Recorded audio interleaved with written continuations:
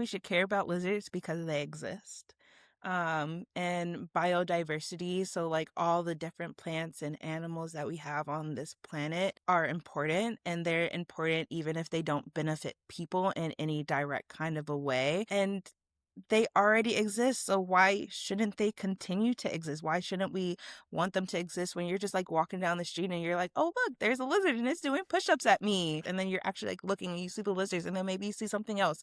You see a really pretty flower, you see, a butterfly, or you see this, that, and other, and you start to realize that even though you live in a city or you live somewhere, urban, suburban, whatever, you're still a part of an ecosystem, and then those things start to matter to you. So I think that people should care about lizards, because when you care about lizards, you care about the rest of the world. Here we are, another episode of Animals, Nature, and You. And I've got a question for you. Have you ever seen something like a trending hashtag or an event online, or not even an event, an activity that you can do on social media or online that a lot of people participate in? You ever wonder how that got started? Is it some sort of marketing campaign? Is it some way to try and sell you something? Is it someone just had an idea and it took off? I think all of those are legitimate possibilities on how something like that can happen. Today's guest is so fun. She started Find That Lizard. She did it. Well, you know what? Actually, I don't want to, I will let her explain as we get into this. The cool thing about her story is not only how Find That Lizard started, but just her exposure to things to find all of a sudden a special passion for lizards. So we're going to dive into it. I want to read you her bio. So I apologize for those of you listening. If it sounds like I'm reading, those of you watching, you can see me reading it off my screen here. But I want to read it word for word if possible, because every detail is so important. I love her history, her background, what she has done, and what she is doing now. So without any further delay, please allow me to introduce you to Dr. Erin McGee. She is passionate about field research, herpetology, and social justice. In graduate school, she studied how drought affected lizards in arid environments, and also how to increase the representation of African American women in natural resource careers. As I mentioned before, she created the popular game #FindThatLizard to teach people about lizards and to help them build a greater appreciation for them. Since finishing grad school, Dr. McGee created an offline component to the Find That Lizard game, the Lizard Art Walk Project. In collaboration with nature centers across Southern California, she invites community members to join her for a fun day filled with art and nature. The first part of the event includes a short hike where Dr. McGee teaches participants about lizard ecology and identification. After the hike, participants sculpt lizards out of clay. Dr. McGee hopes to expand this project nationally and one day even internationally. In 2024, Dr. McGee founded the annual Find That Lizard Scholarship to support women and gender nonconforming persons pursuing herpetology. She has been fortunate enough to have many mentors and supporters provide her with resources, and so she wanted to pay it forward. For her efforts, she has been recognized as a Forbes 30 Under 30, a grist fixer, and an emerging leader by the Wildlife Federation. In her free time, she enjoys spending time with her friends, family, and her mini poodle Puka. Like all of us, there are many layers to Dr. Erin McGee. There's so much to unpack here, and I hope we can get through all of it in time through this process of the interview. Dr. Erin McGee, I know you're very busy. We're doing this weekend. We're doing this interview on a weekend. I appreciate you taking the time to be here on Animals, Nature, and You. Thank you so much for having me. I'm excited to be here today. Well, excellent. I'm excited because I remember way back in the day, I think we did an Instagram Live. It was either 2020 or 2021. And you were really just starting to blow up on social media. Your social media handle at the time, and still is, Afro Herper, which I absolutely love because it brings in sort of this like, wait, what's that? Mm-hmm. And then you also have had this great success, and I think we'll start here, but we'll work back into your origin story with the hashtag Find That Lizard. I want to know from you, how did that start initially, and did you think it would get so popular and so big? Yeah, so it started back in the days when Twitter was Twitter, and The good old I days. and I was in grad school. I had just started. I was with my advisor, Michael Bogan, and we would go to conferences and everybody would be like, "Oh my gosh, Michael, that's your advisor. We love Michael. He's so awesome. Can you introduce us?" Blah, blah, blah, blah. And I was like, "Oh, Twitter, it seems like a thing that I need to be on. That's people know you from Twitter, and I want people to feel that way about me." And so then I kind of just started posting, and then I started building community. And then it was one of those things where it was just kind of like, okay, I actually have more to say than just kind of like the superficial, I want to be Twitter famous type thing. Like, I actually have um, experience and like just things that I want to talk about being a Black woman, and at the time pursuing my graduate degree, and being a Black woman in herpetology, and just like trying to share what I went through so that way other people could have something to go off of. Cause like I didn't really have any blueprint to follow. So I was like, it's always easier when you're not starting from scratch. And then Find That Lizard started because I wanted to tie in more of the research aspect to my social media and my science Mm, communication. And I was out in the field one day, and I was in a particular area where there were not a whole lot of lizards. So every lizard count, every data point was very important. And so I saw this lizard and I had already captured it. And I was like, okay, I need to go get this lizard again. But the thing about lizards is that they learn. So we have, the lizard lasso, and it's essentially for me, it was just a telescopic fishing pole that had some braided surgical silk. So you could use like fishing line, and people use like sticks and dental floss and stuff like that. But the braided surgical silk is really special because it holds its shape really nicely. oh, Um, and so you don't want like you want it to be a nice little circle to get over it. It's like fishing and lassoing at the same time. So it's like this nice little circle, and you want it to stay a circle, because if it goes like this, then you can't get it over the lizard's head. right. And so that's a total aside. But getting back to the story, I saw this lizard. It learned either it recognized me or it recognized the lasso. It recognized something and it took off running. So then I had to take off running after this lizard, like literally running. And it is going, over rocks and through bushes and up trees and whatnot. I'm having to herd it back down. And at one point, like, I'm just like, dang, I just lost this lizard. Like, where is it? And I take a last moment to scan my area, and I look over my shoulder, and there it is on a tree. And as I mentioned, I had already captured this lizard before. And so when you catch them, a quick way for identification is you could give them a paint mark. So it had this bright orange 5 on its back, so that way you can identify it from afar. And so I was like, oh, there it is, because the 5 broke up its camouflage. And I was like, without it, I wouldn't have been able to see it. So I took a picture of it before I went and caught it, because I did catch this lizard. It gave up a good fight, and half the time it's the lizard gets tired. That is, you could be really skilled, and then the other time you just have to rely on the lizard getting tired. I went and caught it. I took the picture. I posted it, and it got a little traction. It got some comments on it and whatnot. And I was talking to my advisor, I was talking to my friend, and I was like, I think that this might be the thing that I want to do for social media. This might be the thing that where it's like, a search and find. It's a Where's Waldo type thing, where that is how I teach people about the work that I do. And so I just kind of started building from there. And I had no idea that it would grow into what it grew into. It was just kind of something that I did on a whim. Like, I was like, oh, this will be fun. This will be a great time to do this. So I just did it. That's so awesome. That really does speak to, I think, how sometimes just doing something that we're passionate about and that makes us happy can organically grow into being such a powerful tool, whether it's how we teach on social media or in person. So that's, I love that. I love that story. And I want to also then jump into a little bit of a tangent, if it's okay. Why are you, for your research that you were doing, because I want people to make sure they understand the capture release process and why it's important for your work that you were doing or are still doing. What was it that once you capture them, I think the word capture for some people might be like, oh, that sounds like a bad thing, but you're doing this work for a very important reason. And of course, they get to go back into their habitat right after you're done looking at them and doing stuff. So kind of walk us through the process.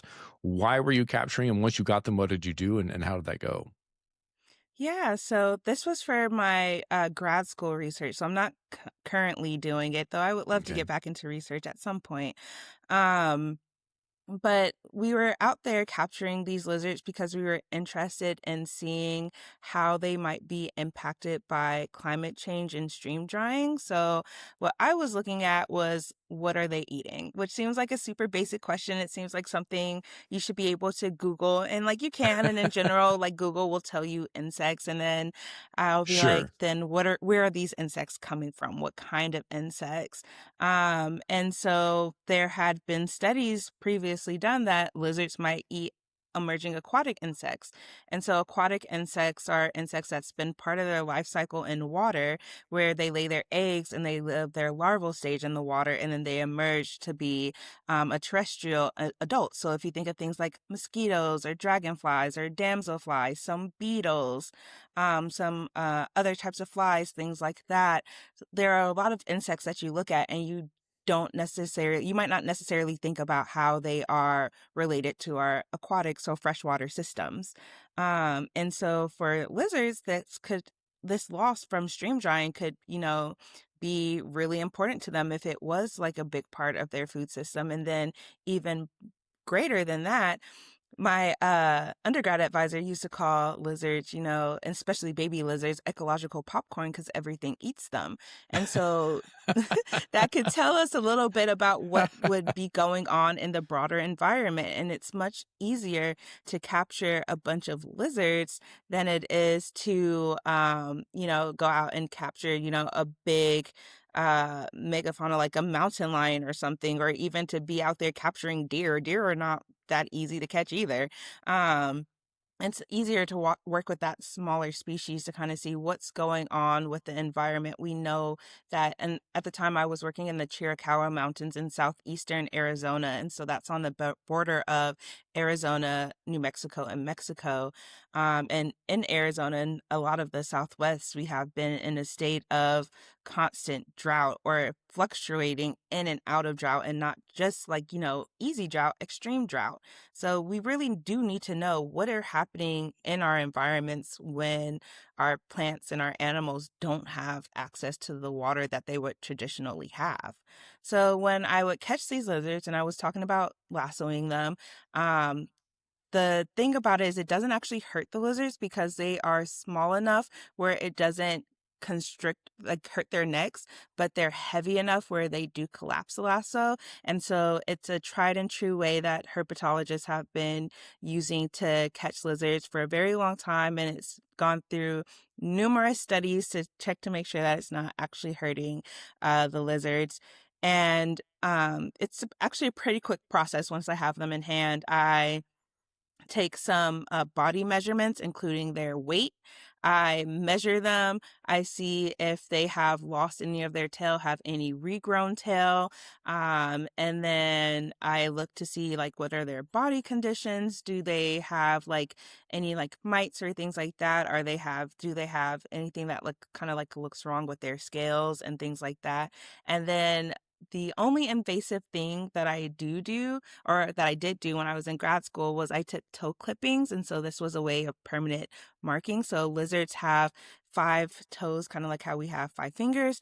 And so it would go 1, 2, 3, 4, 5. So like in a clockwise motion. So that's how you knew what toe that you were clipping. And so they would all get a unique toe clipping number, and that was be a way of permanent marking. But also because I was looking at their diets, I actually used stable isotope analysis to see what it was that they were eating, which was a less invasive way than typical diet studies are done. So for a lot of lizard diet studies, they either euthanize the lizard to see what they're Oof. eating and they open up their stomachs, or they essentially flush water down their throats and make them vomit. So that way they could see what they're eating. So then I was looking to see what these lizards were eating over time. Because the nice thing about those other studies, well, it's not nice for the lizards necessarily, but when you're doing the science, you can see what they're eating right then and there. And for my study, it was more of what had they been eating over the course of their whole entire lives. Nice, nice. So let me see if I got this right. Let me see if I can essentially the goal here is, and I left that term popcorn, ecological popcorn, because like my brain's very visual. So immediately I'm like, I'm seeing animals out there just popping them in their mouth, which I guess is what would happen. That's pretty much But what happens. so essentially the overall big picture here is by studying the lizards, how their body scores are, how they're doing in their environment, long-term food consumption, this is an opportunity to see what's happening in the entire ecosystem because they are consumers of these insects and bugs, but they're also consumed by others. By studying sort of this middle area of the food chain, can you really tell us a lot about what is happening in the overall system there in that space that they live in? Is that correct? Is that a good way to put it? Exactly. Exactly. That's so cool. That's so cool. And so, of course, then we think about and hear about areas like the Southwest, California, Arizona, New Mexico, Mexico proper. I guess that would be the North for them, not the South. Southwest United States. We hear often about our drought situation, especially here in Southern California, where I am in the San Diego area. Although technically we're out of drought right now, we still have all these water saving programs in place. And you think about the people in the farms, the agriculture that, as the water's flowing, they're using this for our needs, which of course we do need to use them. But it does dry up those creeks, those smaller areas, which then impacts the ability for food, impacts the ability for life. So with your studies and all, how many years was your study for? You did your PhD for this. So Yeah, so the is it PhD total was 5 years, but that study okay? was 4 years. Okay. So across that 4 years, what was sort of I know you had mentioned earlier when we were talking before we recorded, it wasn't published and all, but what was sort of your overall experience and what you were seeing in that 4 year window? Yeah, so we did see that there, with one of the species that I was studying, yarrow spiny lizard Scloperis yerovi, that they had higher body masses and the areas where they had access to water year round versus the areas where they didn't.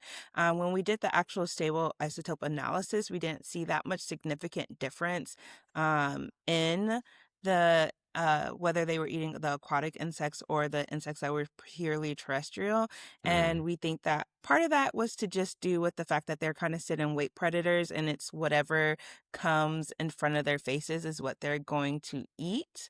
But the interesting thing there too is that my undergraduate advisor, so I've been doing lizard work since I was fresh into college. So okay. uh and my undergraduate advisor, a herpetologist, George Minnendorf, he had been working out in the same areas for, 40 plus years. And so he had all this data that I was able to look at where we could see that we were having lizard population declines over time, over this, long stretch of time. Because part of the issue was for me was that I was having trouble with some of my sample sizes. And now that part of that also, I think, was part of the study design and maybe having sites that were a little too far apart or maybe not big enough.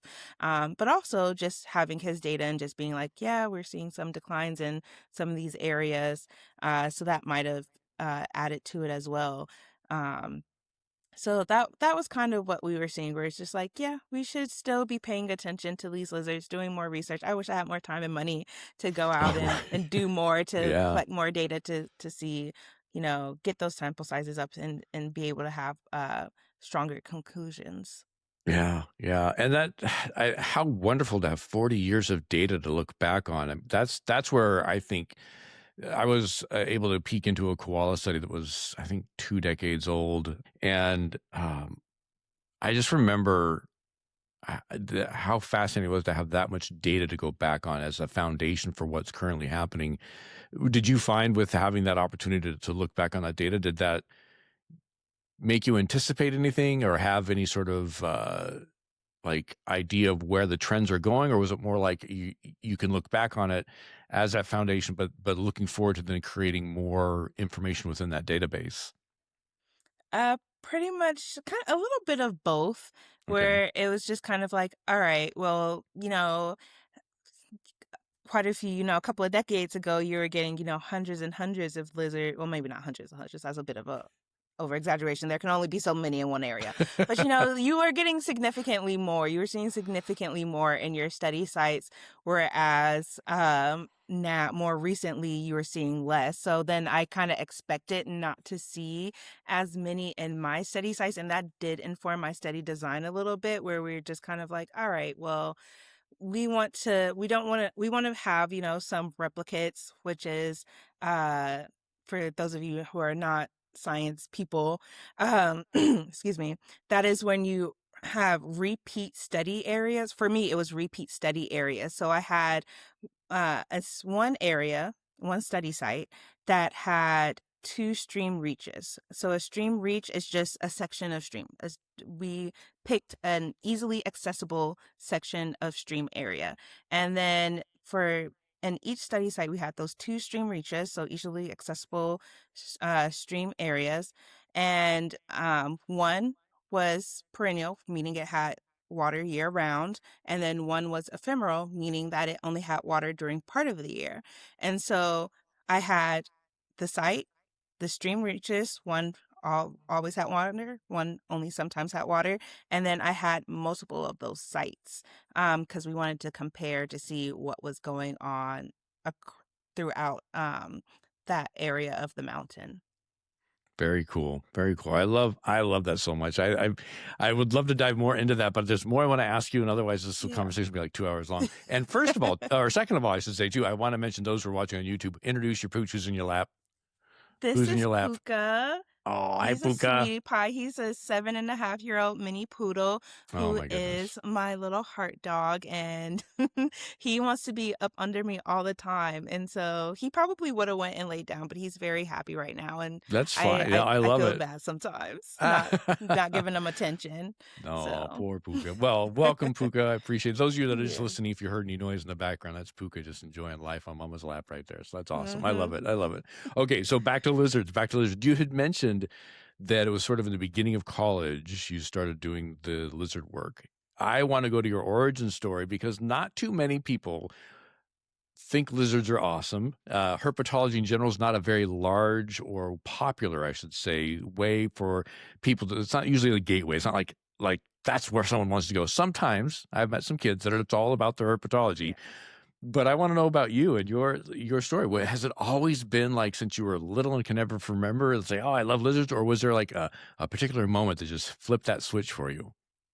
Yeah, it was definitely a particular moment. So I got into herpetology my freshman year of undergrad. So I went to Howard University in Washington, D.C., which is an historically Black university. Hmm. And before I started freshman year, I did this pre-professional program.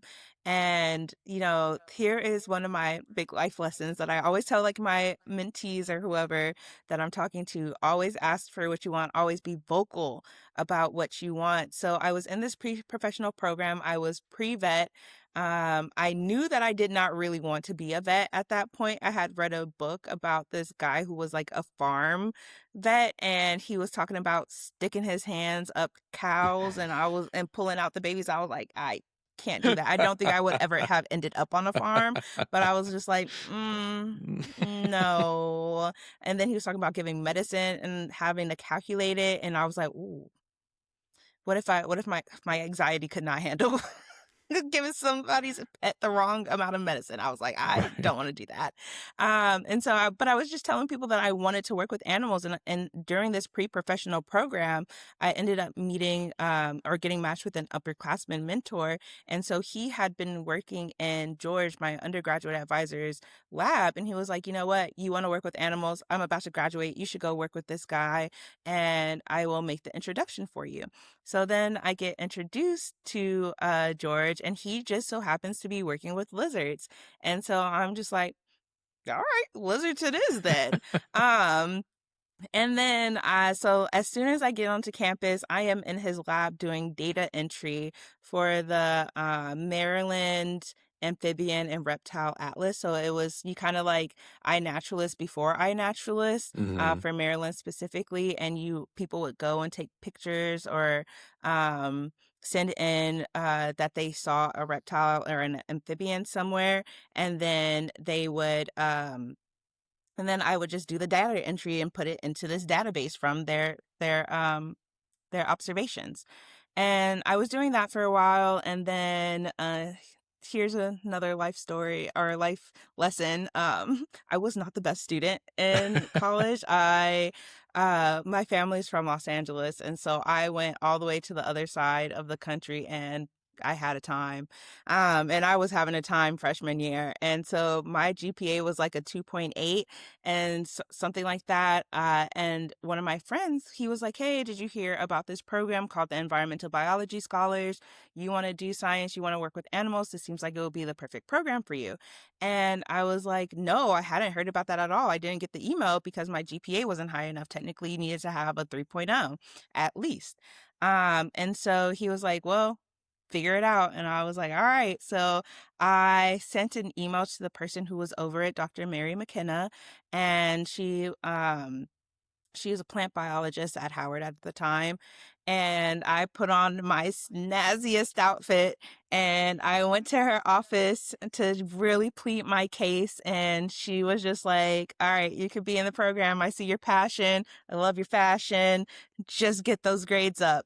I did not get my grades up. Oh, Not no. until I eventually I did. It took until about, junior year, and by that point I had already finished the program. It was a 2-year program that was really wonderful. It was a 2-year program. It paid like $30,000. You got to do field research and lab research, fully paid, go to conferences and everything. It was a transformative experience. It's just you're a kid and you're figuring yourself out. I was figuring out who I was and whatnot, and but also trying to figure out what I was going to do for the rest of my life and do good in school. It's balance. You have to figure out a Yeah. balance, and Yes, eventually I did figure out the absolutely. balance. But Absolutely. and so I was able to do the environmental biology scholars program, and so in 20 the summer of 2013, that was the summer right after my freshman year, I went with George down to the Chiricahua Mountains. So I love that place. So I did undergrad research there and grad school research there. And I was able to go out and catch lizards and take data all day, every day for about 6 weeks. And it was like the coolest thing ever. It was like the fog had been, cleared. The wool had been, removed from over my eyes. I was like, "Oh my gosh, like I could do this. I could like this could be a job." And then I kind of started to fall in love with lizards because the more that I learned about them, like my main study species, yarrow spiny lizard, like they give live birth. Like they have the eggs inside of them and the eggs just hatch inside of them and then they pop out live babies. Like who Nobody told me that lizards could do that. And then I just kind of like started learning more and more, and I was like, "Oh, lizards are actually like really cool." And then in addition to that, like we are very similar. Um Lizards like to come out at around 7:30, 8 a.m., 8:30. I don't want to get up early either. Um, they don't want to go out in inclement weather. Neither do I. If it's raining, every once in a while you might catch me outside, but not really. It needs to be sunny. I like to warm up. I was actually just on a walk with a friend, and it was, and I'm in LA, so it's not like the weather is super crazy out here, but it was getting towards nighttime, and the temperature was going down, and we were walking past this brick wall, and it was nice and warm from having the sun being on it for the day. And I was like, "Ooh, this is warm." And we stood there for like 5 minutes while I warmed up. And I'm like, "Yeah, I resonate with lizard life." And so it was just kind of like a perfect match and very serendipitous. And it just worked out very well because I told people what it was that I wanted. And they were like, "All right, well, here's your opportunities. Go for it." Yeah, I can't I can't thank you enough for how you shared that story. I love it so much. There's so much I want to unpack, but but in a good way. It's so cool. But I think the big thing I want to make sure the audience hears, especially because if there's anybody who knows a kid, has a kid, or if there's a kid listening, the you are so the story just really seals something I truly believe in, and I agree with too. Speak up for what you want, self-advocate, even if Hmm. you don't have the grades for it. I was a horrible student too. I have dyslexia that was undiagnosed till I was in college. And so therefore I was a bad student. I didn't try hard enough. I wasn't, all the things. So the fact that you're bringing up you weren't having good grades, but you still persevered. You showed up. You self-advocated. You're like, I'm going to go meet this person and I'm going to show them my passion. I love that. I love that. Thank you for sharing that part of your story, and how fun too to realize through that experience. Then I'm like a lizard. I want to sleep in. I want to be warm. Yeah. It's like I feel you, man. I am totally in on that, lizard friend. Right. Like find the study species that works for you. Okay, but you Things don't don't eat all bugs, have though, to be right? hard. Yeah. What was that? I'm sorry. I said What'd that you say? things don't have to be hard all the Oh. time. Right, right, and my follow-up silly question was, "But you don't eat bugs, right?" Oh, well, Oh, listen, here and there. Have you ever heard of honeypot ants? I have, yes. I've never Yeah, eaten one, so but I've heard for some people do.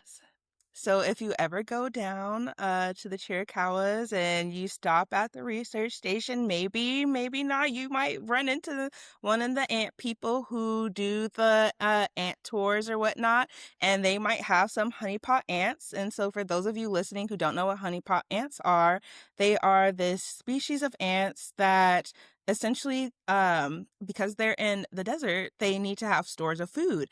And so what they do is they have certain members of the colony act as food storage and they just feed them nectar and honey and things like that. And it ends up filling up their abdomen so fat where it becomes translucent and you can see the honey in their abdomen. And then when you eat them, it's kind of like a gusher. It just bursts in your mouth, the burst of honey. Well, there And you they're go. actually pretty delicious. And then there was a time I was in Zimbabwe for a conference, and they had like one of their traditional, insect delicacies, and I ate that too. So I mean, if you put a bug in front of my face and if people eat it in that area, I am not opposed to trying it. So Alright, well, there you go, there you go. yeah. Not on my menu necessarily, but I can respect the fact that you jump right in on that. Yeah. Well, I can't I love that origin story. I love that timeline and how it all came up for you, the process of having mentors, people seeing your passion and going, "Yeah, come here, do Mhm. this," and you just diving in like that. So where does that bring us today then? What is the work you're doing now, whether it's in science communications or lizard studies or what is the Afro Herper up to today? Yeah, so I have my day job and then I have everything else. So I actually just started a new job. I am at the Chino Basin Water Conservation District, and I am one of the community engagement specialists there. And we teach students, K-12 students in that area, about water conservation and groundwater recharge basins and why they're important and things like that. And it's a really fun job so far. I've been there about 2 months, so we're still kind of in the honeymoon phase, but right now I'm very much enjoying it. Good. And then the everything else, Find That Lizard, is still going. I've been on a brief hiatus because life has been doing the thing. So previously to being at the district, I was at the LA Zoo for almost 2 years, but my emergency hire ended there. So I was unemployed for about a year. And then it was just a whole lot going on, and I just needed a little bit of time to rest, to recoup, to just recalibrate and things like that. And so I haven't been, if you've been following Find That Lizard and you haven't been seeing the post, that's why. But we will be getting back to that shortly. I'm feeling a little bit better about things and about life as a whole. But we did recently finish the second round of scholarships. So I kind of mentioned, like we talked about that, I had people who really were able to see me and to see and to believe in me and to put their energy and resources into me. And so I wanted to be able to give back because so many people have given to me, and it's only you have to pay it forward. And so I started that scholarship, and I will be hopefully sometime by the time that this podcast comes out, the winners of the scholarship recipients will be announced. And so that was also one of those things where I was just like, well, I'm just going to do this. I didn't really have a whole lot of a plan or anything. It was just kind of one of those things where I was like, there needs to be some kind of like mini grant funding out here for people because it does make a difference. Like, um, even, a couple $100 to $1,000 will, that's the difference between being able to have a comfortable new pair of hiking boots or being, stuck in, some knockoff steel-toed Tim's, which were my first hiking boots. So Speaking your from gear makes a difference, experience. right? Yeah. It does make a difference, and so I just kind of started fundraising with that. I started reaching out to like different brands to see if they would be willing to donate. I've been asking my friends to be like reviewers and stuff like that to help me have like a fair review process. And it's been really great. A lot of work, and so that's kind of what I've been focusing on with the Find That Lizard this last couple of months too, where I'm just like, all right, I got to get these people their money. And shout out to the Ecologic Institute, which is actually right down there near you in San Diego, which Mhm. is a nonprofit organization that specifically tries to help girls and gender nonconforming youth merge tech and nature. And they have a Nice. lot of really great programming. And then we also do San Diego Comic-Con and do STEM programming there. But they are my fiscal sponsor. So they hold all the money for me. So that way it doesn't come to me and get taxed. And then when it goes out, Right. it doesn't get taxed again. So Right. shout out to them for being such a big supporter of this project as well. But Nice. Very that's kind of cool. like what I've been doing. Yeah. Right on. I love that. I love that. And so that kind of segues too into talk to me about, because I know it's on your website and I know it's on your heart as well. Talk to me about increasing diversity in conservation and in science from your standpoint, from your perspective, from your growing up. Why is that important? Yeah. So it's important to me because everybody should have the opportunity to get outside. Everybody should have the opportunity to work with nature, work with animals, to do all these kinds of things. And the only reason that this work has to happen is because of historic and current discrimination. It's not like Black people or other people of color or white women aren't capable. It is literally just discrimination. And I have had a very strong sense of justice and rightness since I was young. And selfishly, I don't want to be the only one. I don't want to be the only one talking about, things, cultural things, and then people not get my cultural jokes because they're not a part of it. And they have no direct line to it or, want to learn about it.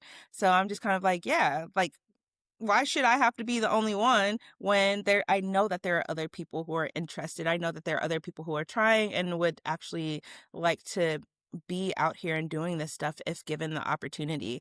And again, there is no reason why there aren't more outside of Yeah. discrimination. The ability is not the question. It is the access. That's the question. Would you say to just because of this, and I don't want to put words in your mouth, so please correct me if you don't agree or give me your input. When it comes to things like dealing with discrimination, then also not only is it that someone who has passion or knows they're interested is blocked, but doesn't it also kind of create a situation, or at least from my perspective, it creates a situation where maybe someone doesn't know they're interested in lizards, and so Yeah. because there's discrimination there, they don't have the chance to get exposure to it to go, oh, I'm interested in that. Kind of like your story in the sense that you didn't plan on lizards, but that's what happened because of the opportunities. I mean, I'm using your story as an example, but I think there's a broader picture there where if you aren't allowed or included in certain spaces or feel excluded because of someone else's behavior, you don't get the exposure to other opportunities or other possible interests. I mean, would you say that's a fair assessment to that Absolutely. idea? Yeah. Yeah. Yeah. for like, I always wanted to work with animals even since I was a little kid. And my parents were like, yeah, you could be a vet or you could be a zookeeper because that's all they knew as Right. options for working with animals. And then they were like, you can't be a zookeeper because they're not going to make enough money and we want you to leave our house and not come back when you turn 18, which didn't work. Which didn't work. I'm Didn't work. back. I got laid. Well, my emergency hire ended last year, and Right. so like it is what it is. Um, so I mean, but yeah, that is also the case where there is just not a lot of, in general, there's not a lot of knowledge about this particular career path and career field, and then in communities that have historically and are currently being excluded, there's even less knowledge about it. So Right. yeah. Right. Well, I, for one, obviously, I mentioned in my first episode talking to Jordan, I've grown up in a space, in a world, in a culture where it's not an issue. As a white guy, I see opportunities or people doing, I get invited into spaces. And so that's something that I'm really excited to kind of bring to the forefront, that because then growing up in the sense of my work career growth, I saw the need for the diversity and the inclusion, and how the idea that to have not grown up with the roadblocks, to have not grown up in a world that I was not always included in, to then look back at and think of somebody who has that, and looking at kids who have that today, it breaks my heart. And so I appreciate you and what you're doing, because I think my voice only travels so far. Although I can share your voice, the work you're doing is by far more impactful in not only showing up and representing, but then turning back around and creating opportunities for others and space for others. So I love that. I appreciate that so much, just from my own personal heart and perspective. So because it's needed, it is needed. Thank you. I appreciate that. And then one other thing that I'm doing that totally slipped my mind until just now, is that I have started to do in-person stuff as well, not just Oh, good. the online Find That Lizard. So I do these lizard art walks. So I do ceramics as well.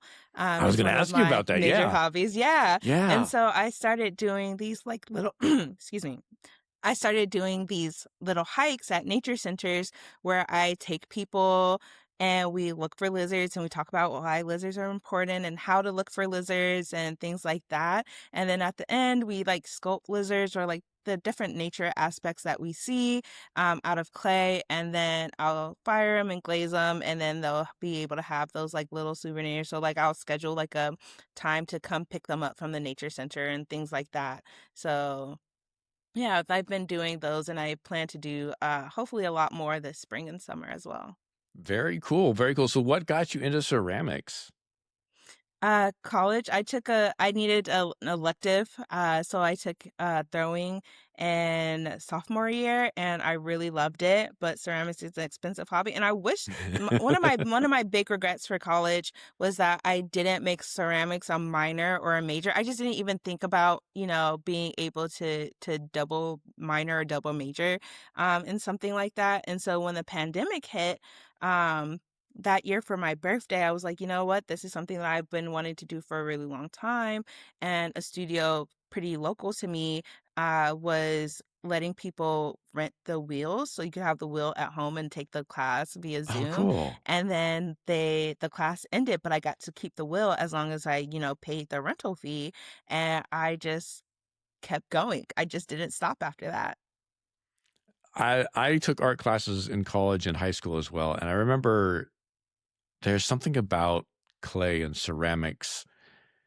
I don't want to compare it to quite like, being barefoot out in the forest and earthing in that way, but just that sense of getting your hands in it. For me, I remember, always just felt something special, and I was never very good at it. I will fully admit, I never got the skill of throwing down. But for you, obviously you enjoy it. You posted on Instagram, and I love seeing the work there. For you, do you get a sense of sort of that grounding and connection, and then that coming back to yourself at all, or is it more just the art side of the expression in that way, or what does ceramics do for you? All the above. All the above. So it Awesome. definitely is grounding. It it's mud.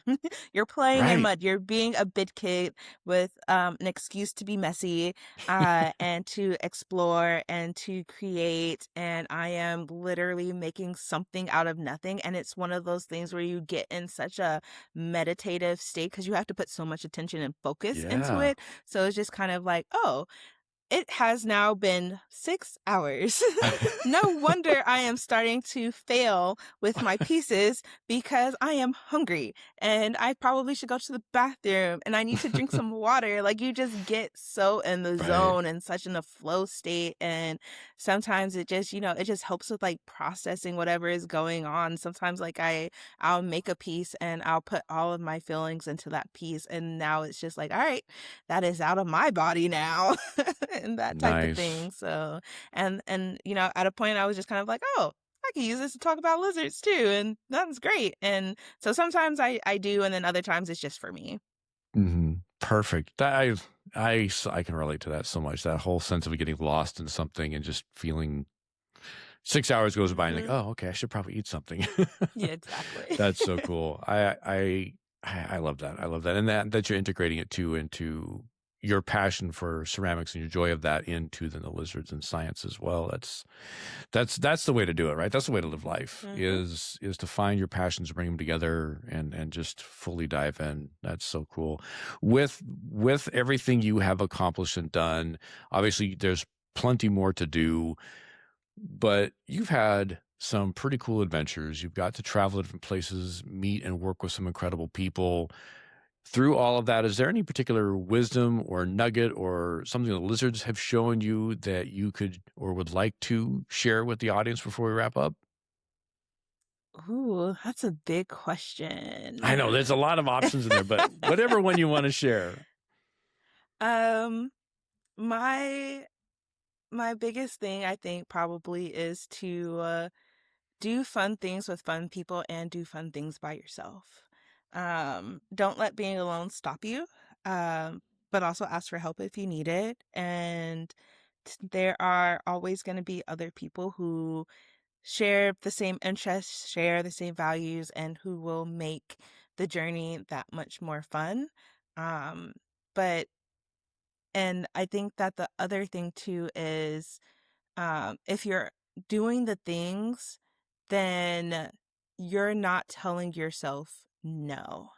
And I think that that's probably also like that biggest like underbellies thing of it. It's like, don't tell yourself no. Don't tell yourself no prematurely. Don't tell yourself no when it should be the person who has the thing that you need telling you no, because you should go ask them for it. And then when they say no, go ask somebody else. Like, go do the things and don't tell yourself no.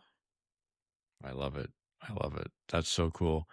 One last question. I know I was going to wrap it up on that one, but then I thought of something else. Because I know I think I take for granted the knowledge around this because I'm so saturated in it, but I want your input because A, I might learn something, and B, I want the audience to hear your voice saying it and your input. Why should we care about lizards? Yeah, that is a great question. One, we should care about lizards because they exist. And biodiversity, so like all the different plants and animals that we have on this planet, uh, are important, and they're important even if they don't benefit people in any direct kind of a way. But lizards specifically are so cool. They have so many different adaptations. They're beautiful. And they already exist, so why shouldn't they continue to exist? Why shouldn't we want them to exist when you're just like walking down the street and you're like, oh, look, there's a lizard and it's doing push-ups at me. Or you go to like some exotic place and you're like, oh my gosh, look at that lizard. It's so beautiful. I think that I pick lizards because it's my thing, but it's a way of having people just have a greater appreciation for the nature that is around them because we get so busy in the hustle and bustle of life. And Mm, especially for those of us who live in big cities, you don't necessarily think about yourself being in nature or a part of nature because we are all a part of nature. It doesn't matter that we live in houses. It doesn't matter that we work in offices. It doesn't matter that we drive cars or fly in planes. We are a part of nature because we exist. simply.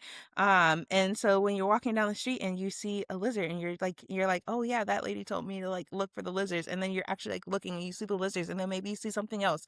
You see a really pretty flower, you see, a butterfly, or you see this, that, and other, and you start to realize that even though you live in a city or you live somewhere, urban, suburban, whatever, you're still a part of an ecosystem, and then those things start to matter to you. And hopefully it causes a change in behavior where you just make actions that are more environmentally friendly. But then also, you vote for people or vote for actions that support the environment and support for us to have, healthy air to breathe, clean water to drink, like, land that is not contaminated to live on, and things like that. So I think that people should care about lizards, because when you care about lizards, you care about the rest of the world. Ooh, perfect. Nailed it. I love it. I love how you wrap that up too. Care about lizards, care about the rest of the world. Nice. Very nice. Well, Dr. Erin McGee, it has been an absolute pleasure. Can you really quickly share with my audience where they can find you? We mentioned Twitter, Instagram, all that. I'll put all the links down below in the show notes, whether you're watching this on YouTube or listening on a podcast player, the information will be there. But can you just tell everyone real quick too? Yeah, so you can find me on Instagram at afro_herper. And then I'm also on TikTok, but that's more of my ceramic stuff. But I will be bringing back this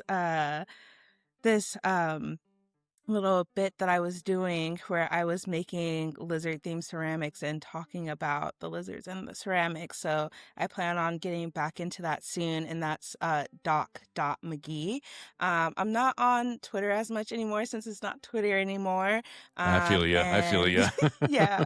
And then if you would like to support Find That Lizard and support me and all the work that I'm doing, you can also find me on Patreon. And so it's just patreon.com/findthatlizard. Excellent. Excellent. And then I'll also have a link for your website down there because there's a lot more information about you and your work, and people can get in touch with you however they need to. So I'll put that down there too. Again, I can't say thank you enough for taking the time. And Puka as well. Thank you, Puka, for hanging out with us. Appreciate it. There he is. All right. Yeah. Well, thank you so much. Thank you for having us. And as always, thank you, dear listeners and viewers here on YouTube. If you're watching on YouTube, I appreciate you being here, joining me in this little curious odyssey that we have at Animals, Nature, and You.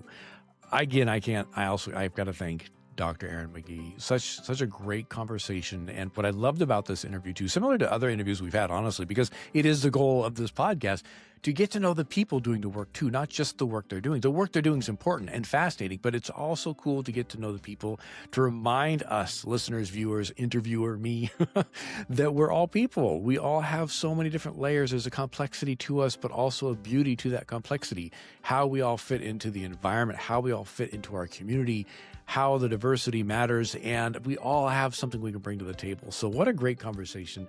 I'm really glad that she was able to find the time to, even on a Saturday, carve out some time to sit with me and have that discussion.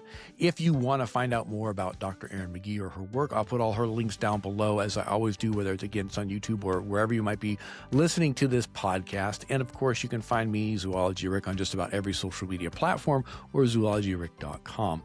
With that said, before I wrap this up, I do want to say, too, I just recently started 10-Minute Tuesdays. So the episode before this one, 10-Minute Tuesday, this particular 10-Minute Tuesday that's already out, was more of an introduction as to what I'm trying to accomplish with the 10-Minute Tuesday, why we have a standalone separate 10-minute episode away from the interviews. It did honestly kind of come about because the interview with Mike last week, Mike Veal and Global Conservation Force, I spent about 10 minutes talking about rhinos afterwards, kind of adding a little more information and layers about what's currently going on with conservation, the numbers, etc. So I thought, well, that'd be kind of cool as a standalone sort of follow-up. So keep an eye out for 10-Minute Tuesdays. With that, if you haven't already, please subscribe to this podcast. Hit subscribe or follow wherever you listen. Or if you're here on YouTube, you can hit that subscribe button, hit the bell if you want to be notified. But every Tuesday, I'm going to try and shoot out 10-Minute Tuesdays, which would be that added information, that added flavor Or we might even dive into some other topics that aren't a part of the interviews too. You never know. It's going to be sort of a free-form situation. So I'll wrap it up, though. I don't want to take any more of your time. Thank you so much for being here, everybody. I do appreciate you. I appreciate the little community we're starting to build here. If you want to join in and follow along, please go to Instagram. You can find Animals, Nature, and You on Instagram also. So that I'll put that down below in the show notes too. All right, everybody. Thanks again for being here. I really appreciate you. Have a good one, everybody.